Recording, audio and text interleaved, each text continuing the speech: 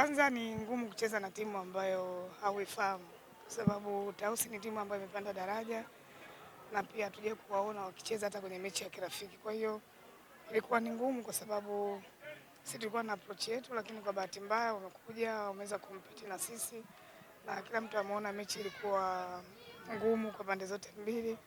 Naweza kusema tu kwamba kwa dakika ambazo tumepata goli la ushindi, nafikiri bahati ilikuwa upande wetu, lakini kwangu mimi naona mechi ilikuwa imebalance, kwa maana sisi tumecheza vile ambavyo tumeweza kucheza vizuri, the same kwa Tausi. Kwa hiyo niwapongeze, wana timu nzuri na wamepanda daraja, wamejipanga, kwa hiyo wanaweza kufanya kitu kizuri.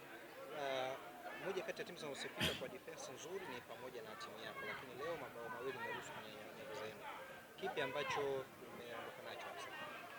Nafikiri hata ukiangalia magoli ambayo tumefungwa alikuwa ni makosa binafsi, lakini mimi bado naendelea kufanya kazi kwenye timu kama timu na sio eneo la defense pekee, kwa sababu pia hata kwenye eneo la ushambuliaji tumetengeneza nafasi ambazo tumeshindwa kuzitumia. Kwa hiyo nafikiri hii ni wake up call kwetu sisi kuona ni namna gani tunarudi kwenye kiwanja cha mazoezi kuhakikisha kwamba tunapunguza yale makosa ambayo yanatokea kwenye mechi, kwa sababu kusema kuyamaliza ni ngumu kumaliza makosa kwenye mchezo, lakini niwapongeza wachezaji, wamepambana mpaka mwisho kuhakikisha kwamba tunapata ushindi. Nashukuru Mungu, najipanga kwa ajili ya mechi ijayo.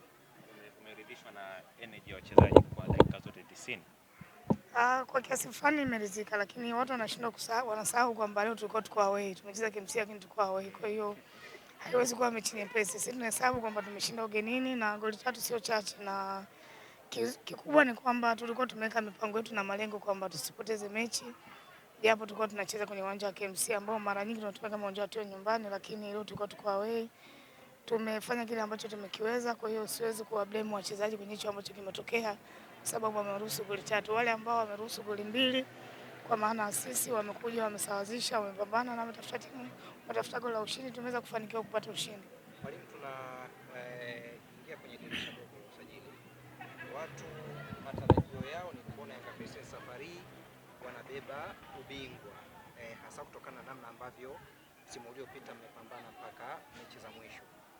Kuna namna yoyote tunaweza kutegemea nguvu kubwa ikaongezeka zaidi kwenye timu?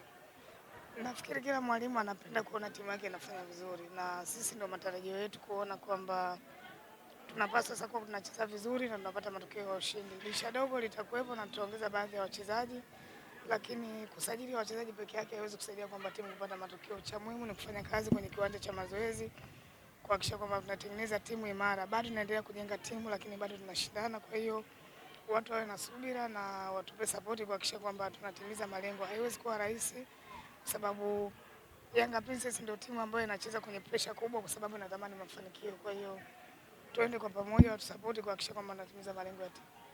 Asante mwalimu. Asante.